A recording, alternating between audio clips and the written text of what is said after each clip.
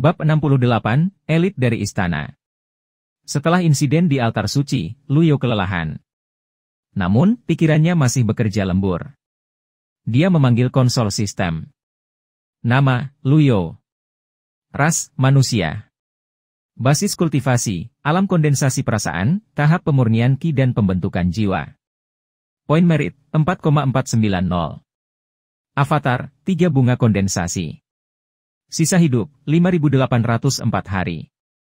Item, kartu serangan mematikan X2, kartu sempurna X2, kartu blok kritis X7, pasif, Wizard, Beian. Senjata, tanpa nama, Amorous Hope, pemilik, Yetiansin. Membutuhkan pemurnian ulang sebelum digunakan. Metode kultivasi, tulisan 3 gulungan surga. Luyo terkejut melihat poin pahala telah melebihi 4.000. Dia terlalu disibukkan dengan pertempuran sebelum ini jadi dia mengabaikan notifikasi sistem. Untuk alasan ini, dia tidak memperhatikan misi mana yang berkontribusi pada poin prestasi saat ini. Luyo memeriksa daftar misi. Misinya yang telah diselesaikan terdaftar di papan misi. Luyo menemukan bahwa mengembalikan Xiaoyu telah memberinya 1.000 poin prestasi. Dia memperoleh 1.000 poin prestasi lagi dari membunuh biksu, Kongshuan. Mendisiplinkan Xiaoyu juga memberinya 200 poin prestasi. Poin yang tersisa diperoleh dari Beian yang mengisi melalui para pembudidaya yang menghalangi jalannya. Luyo terkejut saat mengetahui bahwa Beian dapat membantunya mendapatkan poin pahala juga. Mengatakan itu, masih tidak mudah untuk mengumpulkan poin prestasi. Dia masih kekurangan 500 poin prestasi untuk bisa membeli avatar, Mighty Four Quadrants. Dia telah menggunakan 1 kartu sempurna dan 1 kartu serangan mematikan untuk mengalahkan biksu, Kongshuan. Jika dia tidak memasukkan misi dalam perhitungannya, dia hanya mencapai titik impas. Untungnya, dia tidak menggunakan terlalu banyak item card-nya. Jika dia menggunakan item card untuk membunuh beberapa lawan yang tidak layak, dia akan mengalami kerugian. Kartu itemnya sangat kuat, tapi dia tidak bisa menggunakannya begitu saja. Dia hanya memiliki 2 kartu serangan mematikan dan 2 kartu sempurna tersisa. Aku harus menggunakannya dengan hemat. Tiba-tiba Luyo teringat bahwa tulisan surgawi telah diaktifkan ketika dia diserang oleh Brahman Lullaby. Itu telah meniadakan semua efek Brahman Lullaby. Dia benar-benar terkejut dengan ini. Apakah ini yang disebut kekuatan luar biasa yang disebutkan dalam gulungan? Setelah memikirkan ini, Luyo berusaha mengaktifkannya. Sayangnya, yang berhasil dia lakukan hanyalah mengedarkan primal ki-nya sendiri. Ini adalah teknik yang banyak digunakan oleh para pembudidaya. Sepertinya dia tidak punya cara untuk mencari tahu bagaimana memanfaatkan kekuatan luar biasa itu. Kekuatan luar biasa itu pasti sangat luar biasa untuk dapat sepenuhnya meniadakan Brahman Lullaby yang diucapkan oleh begitu banyak biksu. Setelah beberapa saat, Luyo melihat ke dashboard sistem. Poin prestasi atau tulisan surga? Mana yang harus saya pilih? Haruskah saya mengikuti undian berhadiah lagi? Namun, keberuntungan saya tidak pernah sebaik ini. Saya tidak berpikir saya harus mengambil risiko mengikuti undian berhadiah. Luyo memutuskan untuk tidak mencoba kartu item lain. Basis kultivasinya saat ini terlalu rendah. Fungsi tubuhnya harus mampu menahan basis kultivasi yang lebih dalam. Dia harus meningkatkan level avatarnya secepat mungkin dan meningkatkan basis kultivasinya. Tidak peduli seberapa kuat kartu item itu masih alat eksternal. Dia tidak suka perasaan menginjak es tipis setiap saat. Luyo membuka antarmuka Heavenly Writing dan mulai membaca. Seperti yang diharapkan, Luyo memperhatikan isi gulungan itu meningkat. Ada lebih sedikit simbol yang tidak bisa dibaca sekarang. Sepertinya ada arti dari kata-kata dalam tulisan surgawi. Aku akan menghafalnya untuk saat ini dan memahaminya nanti. Itu mirip dengan saat dia masih muda. Dia akan menghafal puisi Tang tanpa khawatir memahaminya. Dia yakin dia akan memahaminya suatu hari nanti. Setelah insiden di altar suci, Luyo memutuskan untuk menghabiskan lebih banyak waktu dan energi untuk membaca tulisan surgawi. Waktu terus berlalu.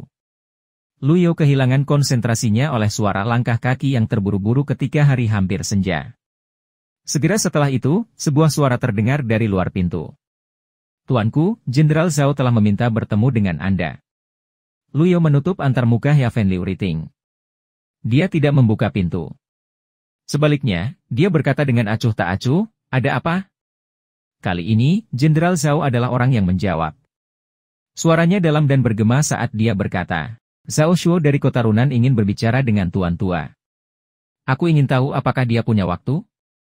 Sebelum Lu Yao bisa menjawab, Yuan Er kecil muncul dan berteriak di koridor, tidak, dia tidak. Jenderal Zhao menangkupkan kedua tangannya sebagai salam dan bertanya, dan kamu siapa? Tangan Yuan kecil berada di pinggangnya saat dia berkata, kakek saya lelah. Menurut Anda, siapa yang harus Anda tuntut untuk bertemu dengannya pada saat itu juga? Pemilik penginapan itu tahu bahwa gadis muda ini adalah ahli alam pengadilan ilahi. Dia tidak berani mengkritiknya. Dia hanya berkata, Nona, ini Jenderal Zhao Kota Runan. Saya tidak peduli Jenderal Zhao yang mana.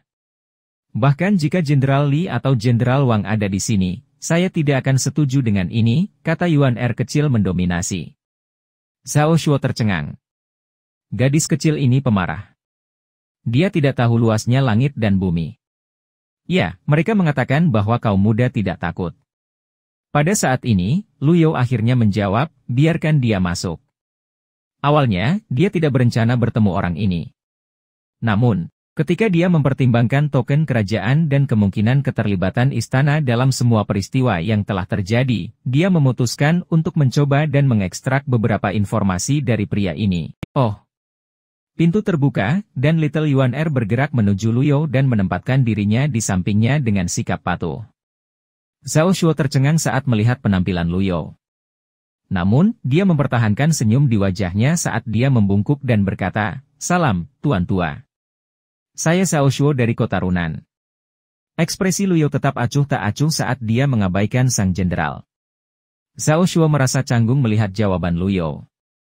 Namun, dia menerobos dan berkata, Pak Tua, saya harap Anda akan memaafkan saya atas kekasaran saya sebelumnya. Nyatakan urusanmu, kata Lu Yao ketus. Zhao Shuo telah menyiapkan pengantar lengkap, tapi sepertinya itu benar-benar tidak berguna oleh tiga kata Lu Yao.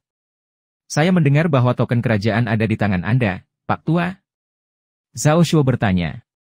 Lu Yao tidak berkenan menjawab pertanyaan itu. Pertanyaan ini tidak ada artinya. Zhao Shuo terus berkata, bertahun-tahun yang lalu, token itu ada di tangan yang mulia, dan dia dapat memobilisasi pengawal istana ibu kota. Token itu adalah representasi yang mulia. Kemudian, pada titik tertentu, token itu hilang. Saya akan mengatakan ini lagi, sebutkan urusan Anda. Kata Lu Yao. Dengan kata lain, ini semua adalah obrolan yang tidak berarti. Zhao Shuo tidak bisa merasa lebih canggung. Dia menangkupkan tinjunya dan berkata, kalau begitu, aku akan langsung mengejar. Dia berhenti sejenak sebelum berkata, tolong serahkan tokennya, Pak Tua. Setelah Zhao Shuo selesai berbicara, dia diam-diam menatap Lu Yao. Dia khawatir Lu Yao tidak akan senang. Lu Yao bertanya, kamu ingin token itu? Saya tidak berani menuntutnya dari Anda. Saya yakin Anda bukan orang biasa yang memiliki tanda kerajaan dalam kepemilikan Anda selama bertahun-tahun. Saya hanya di sini atas perintah, kata Zhao Shuo. Perintah siapa? Lu Yao bertanya singkat. Baiklah, Zhao Shuo ragu-ragu sejenak sebelum berkata, saya tidak terlalu yakin tentang itu. Namun, orang itu adalah elit dari istana dengan basis kultivasi yang dalam. Dia datang dengan sebuah dekrit jadi saya punya tidak ada pilihan selain menurut. Lu Yao memiliki pemahaman yang jelas tentang situasinya sekarang. Dia berkata dengan dingin. Jika dia menginginkan token kerajaan, katakan padanya untuk datang ke sini sendiri. Tuan Tua, mengapa harus ada kebutuhan untuk itu? Saya tahu Anda pasti memiliki basis kultivasi yang luar biasa tetapi menyinggung orang berpangkat tinggi dari istana adalah. Lu Yao tidak membiarkan Zhao Shuo menyelesaikan kalimatnya. Dia bangkit perlahan saat dia meletakkan satu tangan di punggungnya saat dia mengelus jenggotnya. Setelah melihat ini, Zhao Shuo berasumsi Lu Yao setuju dengan kata-katanya. Ekspresi senang bisa terlihat di wajahnya saat ini. Lu Yao melambaikan tangannya dengan sikap meremehkan dan berkata, suruh mereka pergi. Zhao Shuo ingin mengatakan sesuatu untuk membujuk Lu Yao. Namun, Yuan Er kecil yang berdiri di samping melambaikan tangan kecilnya dan berkata dengan nada mengancam, hajar. Gadis muda ini, sangat bersemangat. Mengapa dia sangat berbeda dari kakeknya? Ini bukanlah cara bagi seorang gadis muda untuk berperilaku. Tidak, tunggu, Pak Tua itu orang yang eksentrik juga. Zhao Shuo menggelengkan kepalanya tanpa daya. Dia hanya bisa mundur dari kamar. Zhao Shuo baru saja keluar dari kamar ketika Lu Yao tiba-tiba mengajukan pertanyaan kepadanya. Siapa yang mengirim Zhuo Ping?